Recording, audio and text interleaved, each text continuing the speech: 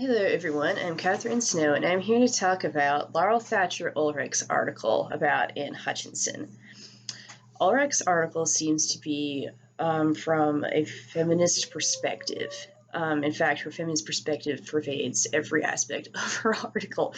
While not necessarily wrong to have a feminist worldview or any other kind of worldview, the author tends to use very biased language. She uses loaded statements about John Winthrop, the leader of the Massachusetts colony at the time, and uses terms like he gleefully heard of her demise, or he put down the women, or he ruled with an iron fist. Other such language that really makes Winthrop seem like he is a misogynist and paints him in the very worst terms possible. This is bad history because it's very, very biased. Instead of just telling me what the facts are about Anne Hutchinson's trial or about John Winthrop, Ulrich is using the most biased language possible in order to convey her personal opinion about Winthrop's character and the culture of Massachusetts at the time. As historians, we are meant to find the facts as best as we are able through research, examining first sources, etc. And we are then supposed to represent those facts in a manner that states what actually happened.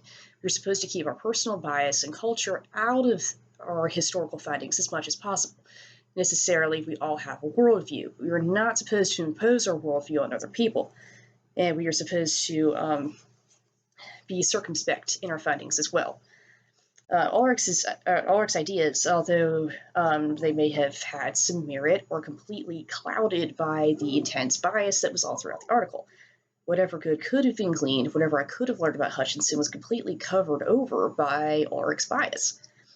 Edward Morgan, in his article, The Case Against Anne Hutchinson, reminds scholars that we must take the historical context of the time in which we were studying, that's the time that we were studying in mind, especially in the case of something as controversial as Anne Hutchinson. Many scholars tend to put modern ideas or ideals onto the Hutchinson controversy without taking the culture of Massachusetts at the time into consideration. I think this is a very good point. We have to keep the culture of the time in mind instead of just saying this was wrong. These people are unenlightened. We need to think about, okay, at the time, were they really being unenlightened? Okay, Lisa McGonigal focuses on some other aspects of Hutchinson's trial. In the cultural, dang it, I don't know what I can't remember my own notes. Anyway, in her article about the trial of Anne Hutchinson, McGonigal still has seemed to fall prey to some loaded language that makes people seem kind of misogynist. But she tends to remain a lot more objective than other authors I've read in the field. McGonigal tries to study the culture of the time as circumspectly as possible, the legal proceedings themselves, the particulars of Hutchinson's alleged heresy and sedition, and tries to put it into perspective.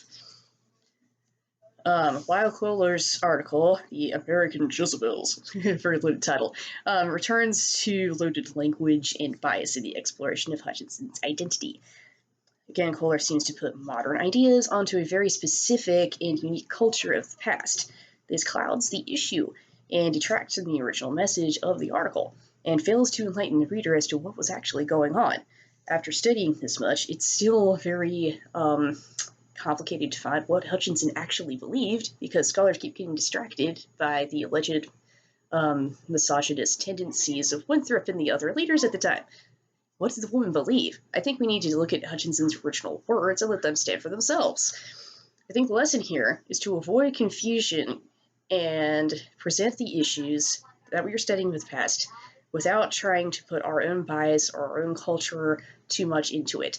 We need to lay out the facts as clearly, circumspectly, and concisely as possible, and then let the facts speak for themselves and let people come to their own conclusions.